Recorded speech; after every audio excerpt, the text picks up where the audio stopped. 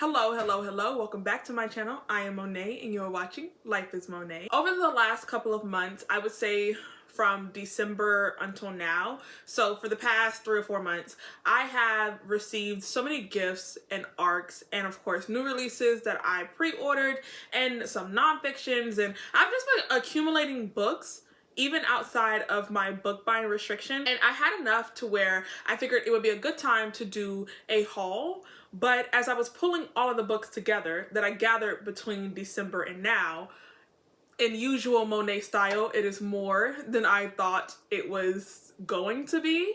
And I have learned that, like, in my mind, when it comes down to books, I always mentally downplay the numbers. And because I have my books scattered throughout my house, the appearance of how many books I own matches what I have in my head. But when I pull them all collectively for a video, the piles get higher and I have to come face to face with the fact that I am in denial about how many books I own and how many books I acquire. So love that for me. I highly recommend that you guys get comfortable and kick it with me for the next probably 20 to 30 minutes or so as I go through all the books that I have acquired. So for my book buying restriction, let's update you guys on that book buying restriction.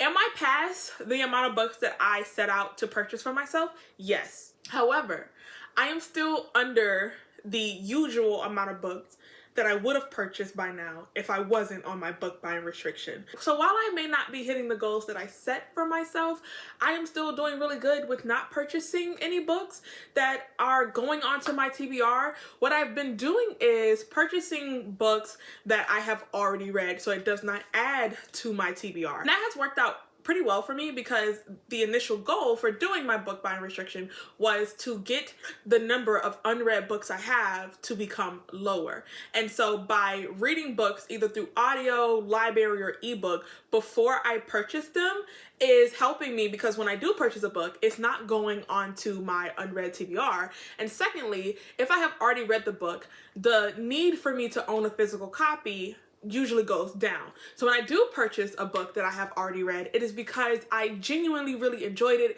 and I wanted to own a physical copy. So yeah, I have been curbing a lot of my impulsive book buying habits through this book buying restriction. So I'm still pretty proud of myself from where I am. But yeah, so let's just get started.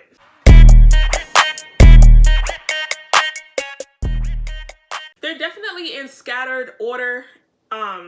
So just bear with me, guys. The first one I have is Once Upon a River, that was sent to me for the holidays from my friend Alana. I've heard that it has like that whimsical, fantastical element to it, and so that makes me intrigued because you guys know those are like my favorite types of books. This book follows a town or a village that is near a river, and one night this guy shows up with a girl who appears to be badly wounded, and she's essentially dead in his arms. And a couple of hours after she arrives, she actually comes back to life. But when she comes back to life, she is mute. And so the people of this town, they're determined to figure out whether this was a miracle or if it was magic. And the book explores folklore and science and myth and realism, and like it all comes together to figure out this mystery behind this girl who came back to life again. That sounds perfect to me, and I honestly feel like this, if executed well, would be a 5-star prediction for me. So these books were sent to me by a subscriber who I completely adore, and I want to say thank you again if you're watching this video because I am so excited to read these.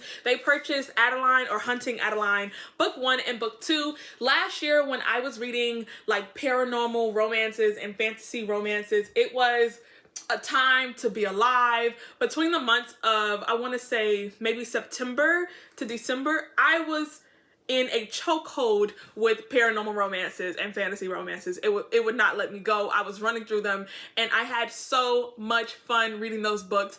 And as much as I want to continue with the books that I was reading, I'm also learning that I am a seasonal reader, and even though I can still enjoy books outside of a particular season, I enjoy them so much more when the setting outside matches the setting within the book. So I put my read of these paranormal romances on hold until this upcoming fall season, where I can jump right back into them. And one of the series that I wanted to start was Hunting Adeline, which is extremely popular on Kindle Unlimited. And so I had book 1 on my wish list. But this came with a note that said apparently book 1 ends on a really big cliffhanger, and they wanted me to have book 2 to go right into. And I'm so excited. Like, as soon as the first leaf falls off the tree, I'm going to be in my bag. I'm talking witches, vampires, warlocks, fae, all of the things that come with a good paranormal and fantasy romance.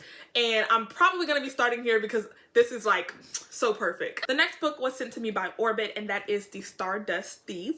And I also got this cute little bookmark and this very cool pin that came with it. I know that it is an anticipated read for a lot of people, and I don't know the synopsis of this book, but I do know that it is Arab inspired. The author was born and raised in Kuwait, and I believe that they went to college in the States, so they are kind of like American Kuwaiti or Kuwaiti American. I'm not really sure the order that goes in, so I'm extremely sorry. But I've mentioned on my channel several times so far this year that I wanted to read more books that was not Western centered or like American centered. I wanted to read from more diverse authors in terms of ethnicity from different countries. And so for this to be Arab inspired, I was already very excited about it, and like I cannot wait to get to it. I feel like I'm gonna pick this up really soon. I think the book is just at 450 pages. The next one was sent to me by a subscriber as well, and that is going to be The Children of Red Peak. This follows these children that grew up in a cult,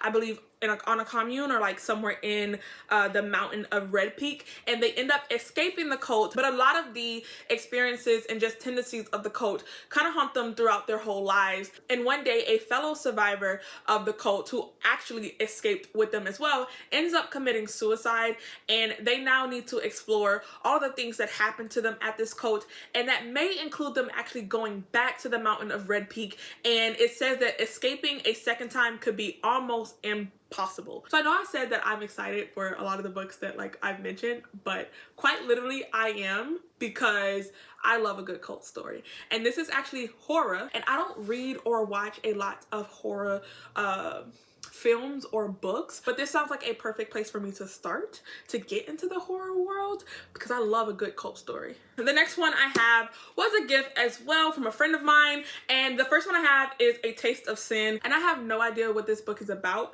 but the note said that it has black kinky lesbians, and so I'm sold on it no matter what it is about.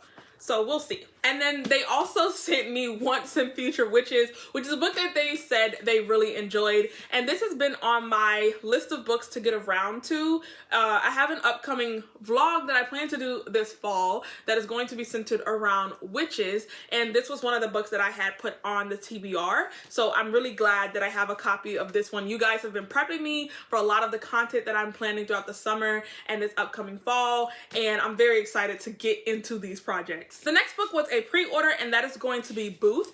This follows the family and the childhood of John Wilkes Booth, the person who assassinated Abraham Lincoln, and it just talks about like their very weird and ominous upbringing, how they got involved into stage play and acting because that's what their father did, and that is what their brother did and them before they ended up committing the assassination of Abraham Lincoln. So this was actually a highly anticipated release for me, and I plan to start it really soon. I ended up managing to snag the audiobook to go along with this, so I'm hoping that I can get to this week, this upcoming week, or maybe next week or so. So be on the look out for this in my wrap up. The next book was sent to me by Orbit as well, and that was a finished copy, hardback, of The Justice of Kings.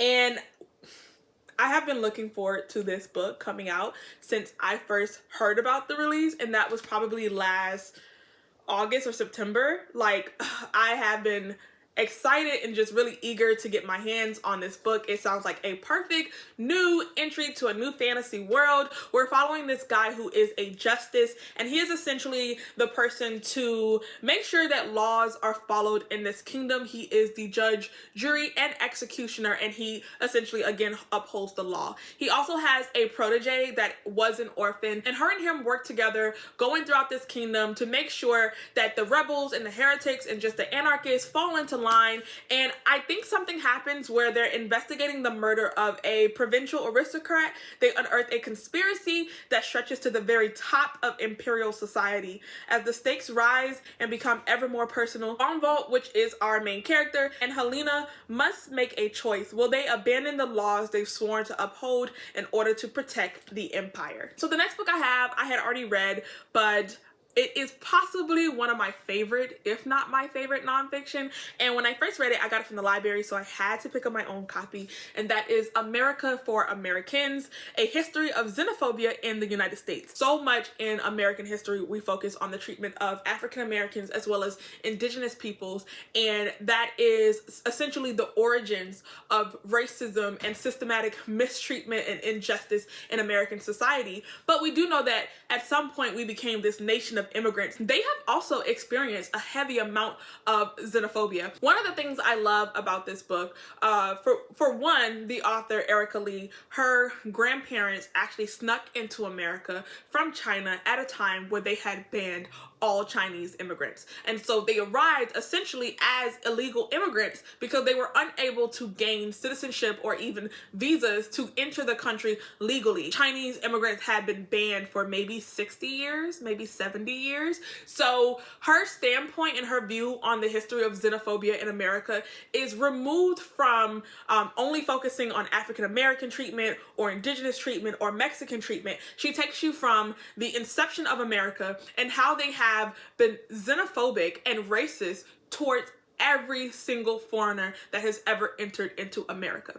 And I love that because it paints such a full picture of the mistreatment and how and why certain ethnicities and people from different countries fought so hard to be recognized as white. Because from the early formations of America, you were either white and had power, or you were black and indigenous, or considered to be as inferior as black and indigenous people, and so you suffered from mistreatment. And so this is the hierarchy that everyone had to figure out where to get in and where to fit in to survive in this racial makeup of America. America for Americans explores that. I'm talking like Irish Catholics, Italians, Germans, like anyone who has ever suffered from xenophobia in America, she touches on in this book. So the next book that I grabbed was actually for me, for my own personal inventory and also for school. I have terrible memory. I can never remember things when I need them, especially in terms of history. I am not good with specific dates, mostly just events and trends throughout history. And it's hard to keep a mental map of everything in my head. And so this has been saving me in grad school because it is such a quick go-to reference, and that is History of the World Map by Map. It literally starts from apes to farmers in like 3000 BC, and it goes all the way to the modern world from like the collapse of communism, the United States interventions in Latin America, but it also has a map of like trade routes and fun fact information for me to go to. And it's just been overall extremely helpful when I need to think about other empires that don't necessarily exist anymore, but still play a huge role in our politics today. The maps in my mind, countries are always redrawn, borders are always redrawn. And so I needed a book like this for me to be able to understand what this country was or what this empire looked like in this time and place, and like the changes that happened to why it looks like it does now. This is a lifesaver. It was pretty pricey, but I have already gotten my money back and then some. The next two I grabbed are indie romances that I plan to read soon. The first one is Twisted Love, and the second one is Stay With Me. I don't actually know what these are about. I know that Stay With Me follows a rather toxic relationship that I believe starts in college. And Twisted Love, I actually have no idea what this one is about. Yeah, I really took a chance when I bought this because I don't know what this is about. That's embarrassing. The next one was a gift from Alana as well, and that is going to be Witchmark. And I also believe that it has a historical setting to it.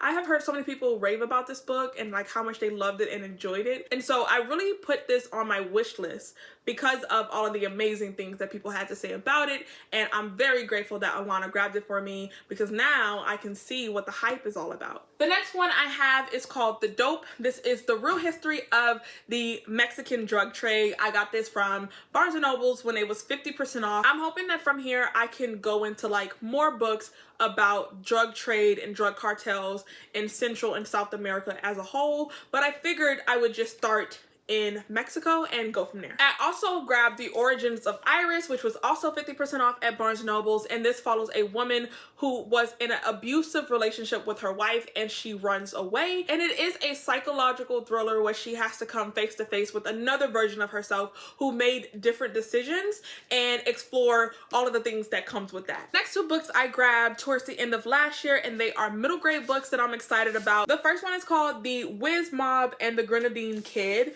and the second one is called Book Wanderers. And I know that this one is a series, but they both just sounded so good. For The Wiz Mob, it says, it is an ordinary Tuesday morning in April when bored, lonely Charlie witnesses something incredible. Right before his eyes in a busy square in Marseille, a group of pickpockets pull off an amazing robbery. As the young bandits appear to disappear into the crowd, Charlie realizes with a start that he was one of their marks. Yet, Charlie is less alarmed than intrigued. This is the most thrilling thing that has happened to him since he came to France with his father, an American diplomat. So instead of reporting the thieves, Charlie defends one of their cannons, Amir, to the police under one condition. He has to teach Charlie the tricks of the trade. What starts off as a lesson on pinches, kicks, and chumps soon turns into an invitation for Charlie to join the secret world of the Wiz Mob, an international band of child thieves who trained at the mysterious school of Seven Bells. The Wiz Mob are independent and incredibly skilled and make their own way in the world. They are everything Charlie yearns to be. But what at first seems like a relatively harmless new pastime draws him into a dangerous adventure with global stakes greater than he could have ever imagined. My ultimate career goal is actually to be an American diplomat. That is what I'm going to school for. And so essentially my kids will be the child of a diplomat if I am successful. And this book follows a kid of a diplomat as he tries to find his place in the world and explore new mysteries in France. And like the idea of him getting caught up in like this global situation and environment just sounds so fun. I'm hoping that I really love it, and it's something that I can actually read to my daughters. So for The Book Wanderers, the synopsis for this one says, ever since her mother's disappearance, 11-year-old Tilly Pages has found comfort in the stories at Pages & Co., her grandparents' bookshop. But when her favorite characters, Anne of Green Gables and Alice from Wonderland, start showing up at the shop, Tilly's adventures become very real. Not only can she follow Anne and Alice into their books, she discovers she can book wander into any story she chooses. Tilly's surprising new abilities lead her to fun and exciting adventures, but danger may be lurking on the very next page. When new secrets are uncovered, it's up to Tilly to solve the mystery of what happened to her mother all those years ago. I love books about books. That's like one of my favorite tropes. The idea of this little girl being able to jump into her favorite books and meet her favorite characters and discover all these different mysteries and uncovering truths and following the truth of what happened to her mother also sounds like a heartwarming time, and I'm really hoping to love this one too. The next book was sent to me by Penguin Teen, and that was All My Rage by Saba Tahir, which is actually out already. I got this art towards the end of last year, and so I am really behind on reading and reviewing it because the book is already out there in the world. But I will read it. I will read it soon. Actually, it says it came out in March, so like it just released. I got time. I also have Chouette that was sent to me by Erin from Booked and Busy, and this is kind of like a peculiar story where we follow a woman who is giving birth to her daughter, but her daughter appears to be more owl than human, and her natural instincts are actually more on the owl side. And while her father is determined to find some type of cure to make her more natural, the mother of this owl baby is determined to raise her daughter to be her most natural self, her most authentic self, and that might be more like an owl. The next ones were gifts as well. First up, I have Bias, Uncovering the Hidden Prejudice That Shapes What We See, Think, and Do. This is a nonfiction book that is supposed to make you question prejudice and how you may be prejudiced even subconsciously, and how you can be more aware of what prejudice is in our everyday lives and how it shapes how we see the world and people. Then I have The Black Church. This is our story.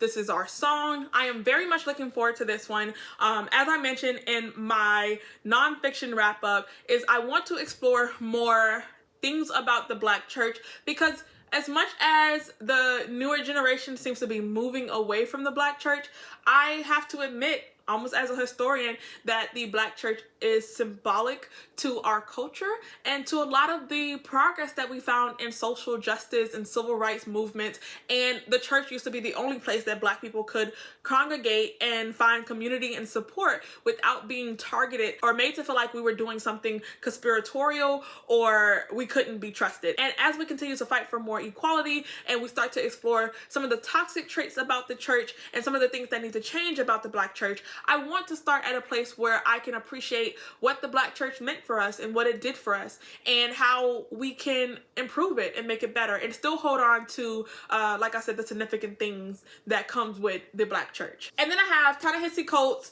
We Were 8 Years in Power. This is, I guess, more of a, I don't want to say cynical, but a critical look into the 8 years of Obama's presidency and how that directly correlates with Black Americans in America. And I believe that it follows all the way up until Trump being elected. And so I'm very interested to see his perspective and like what he felt about Obama's presidency. I know that Obama, as a Black president for the Black community, it's extremely polarizing. It's very hit or miss whether or not Black people enjoyed his presidency or felt like he did enough things for Black people. And I don't know how many of those expectations or how many of those wants were realistic for him to actually accomplish. And so I don't engage in conversations about that. I have my own perspectives. I have my own outlooks, but I generally respect his opinion. I generally respect the way that he analyzes things and sums it up. And so I'm interested to see if he feels the way that I do, if he's more cynical and critical, and why that is. Then I have the entire trilogy that follows the Library of the Unwritten, the Archive of the Forgotten, and the God of Lost Words. This is a series that I am anticipating marathoning straight through. I know that book one follows kind of like this library or this librarian who keeps track of stories, and one day a hero escapes from his book and he goes in search of his author, and the librarian Claire must capture him and force him back into his story. But something goes terribly wrong and an angel actually attacks them, convinced that they hold the devil's Bible. The text of the devil's Bible is a weapon in the power struggle between heaven and hell. So it falls to the librarians to find a book with the ability to reshape the boundaries between heaven, hell, and earth. And don't be shocked. I've said this so many times. You know exactly why I bought this. A book about a book, and it has angels and heaven and hell and all these different things, and there's a librarian. It always comes down to the librarian. I love a story where the librarian is the hero. I truly do love it. The next three books were novellas that was sent to me by Tor, and I know nothing about them, sorry. The first one is Rosebud. The next one I have is Sisters of the Forsaken Stars. And then the last one I have is Spear. Next, I have the Simple Wild series by K.A. Tucker. This book follows this couple that I actually have grown to love, and their name is Kala and Jonah. And I have read book one. I am on book two, which is Running Wild. And Wild at Heart is the new release for book three. But I don't know what happens in this one, or really in this one, because I don't want to spoil myself. But I am really enjoying what I've read so far. So the next book was a pre-order, and that is called Good Rich People. This is a thriller that's supposed to be kind of sick and twisted, and it sounded interesting to me. There's this very rich Hollywood married couple that get off on ruining people's lives. They take it as a game, and one day they invite self-made success stories to live in their guest house, and then they conspire with each other to ruin their lives. And one of the people that they actually invite into their guest house is a woman who lied her way into the house, and even though she is not supposed to be there, she is determined to win by any means necessary, and so she goes up against this couple that is determined not to lose. The next book I have is a nonfiction as well, and this is called When France Fell, and this is about World War II,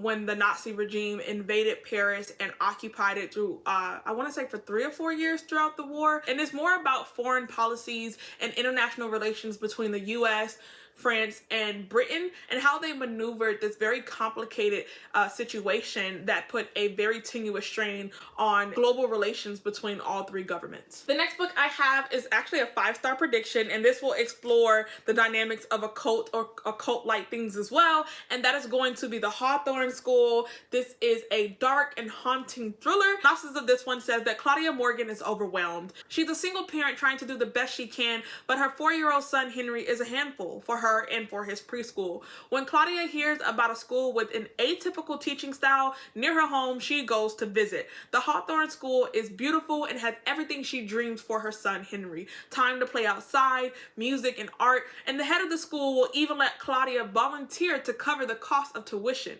The school is good for Henry. His behavioral problems disappear. He comes home subdued instead of rageful, but there's something a bit off about the school. When Henry brings home stories of ceremonies in the woods and odd rules, Claudia's instincts tell her that something isn't quite right, and she begins to realize she is caught in a web of manipulations and powers. It's said that this author has worked as a psychotherapist with a focus on narcissistic manipulation and addictive power dynamics, and used this book to explore all of those elements through a young mother wanting to do the very best for her child. This was written by a psychotherapist, and so I am excited to see how they're going to explore the mental manipulations and brainwashing that is occurring at this very prestigious private school. Then I have Pandora, which was a pre-order from this year. I believe it came out in February, and I pre-ordered this from the UK, but I recently seen the author post on their Instagram that a publisher in the US has picked up this book, and so the US will be publishing this next year in 2023. And this is a mythological retelling about Pandora's box. This was a pre-order as well, and it is called Scorpica, and this is book 1 in what is a new series called The 5 Queendoms. 500 years of peace between the queendoms fray when girls inexplicably stop being born. As the drought of girls stretches over a generation, it sets off a cascade of political and personal consequences across all 5 queendoms of the known world, throwing long-standing alliances into disarray as countries begin to turn on one another and new threats to each nation rise from within. Uniting the stories of women from across the known world, this propulsive, gripping epic fantasy follows a warrior queen who must rise from the childbirth bed to fight for her life and her throne, a healer in hiding frantic to protect the secret of her daughter's explosive power, a queen whose desperation to retain control leads her to risk using the darkest magic, and a near immortal sorcerer powerful enough to remake the world for her own ends, and the generation of last-born girls, the ones born just before the drought, who must bear the hopes and traditions of their nations if the queendoms are to survive. This is all about women and just all the things they will go to save their home, to save their throne, to save their daughters. This was a gift that was sent to me by Tiana, and this is book 1 in a series called Truth Witch, or the series is called Witchlands, but book 1 is called The Truth Witch. I've heard so many things about this series that I'm unsure exactly what book 1 is about, because every time I hear the book reviewed, it's by someone who has read 3 of the books. And so I know that we're following 2 young girls who are hiding their powers. One has the ability to decipher lies from the truth, and so they are hunted throughout this world that has this impending war coming. And there's also someone that is a blood witch that is after them. It's a YA book that is highly raved about. I also received Where the Drowned Girls Go, which is the newest book in the Wayward Children series that I have not read yet, and I believe that this is already out. Yeah, it came out in January, so another book I haven't read. However, they did also send me Seasonal Fears, which is book 2 to middle game, but we're following a new set of twins, and this one is set to come out in May of 2022. So let's hope that I'm able to read this before the freaking book comes out. And then the last book I have was sent to me by Orbit, and that is called The Bladed Faith, and this is set to come out in April. The synopsis of this one says, Cyrus was 14 when his country was invaded, his god slain, and his parents, the king and queen, beheaded right in front of him. After years held prisoner in the invaders' court, a mysterious group of revolutionaries break him free and give him the chance for revenge that he's always dreamed of. In exchange, he will become the figurehead of their rebellion. He will become a hero to unite the people and strike fear in the hearts of the Imperials. He will take up the skull mask, twin swords, and become the legendary Vagrant, an unparalleled assassin of otherworldly skills. But all is not as it seems. Creating the illusion of a hero is the work of many, and Cyrus will soon discover the true price of his vengeance. A revenge story and someone reclaiming their throne, also a revolution and a rebellion happening. This is the start of another series, I believe. I believe that this is going to be a series, but it doesn't have that information. And this author has a lot of other books that I need to go check out. If you've made it to the end of this video, know that I appreciate you. Leave me a white heart in the comments, and I will see you guys next time.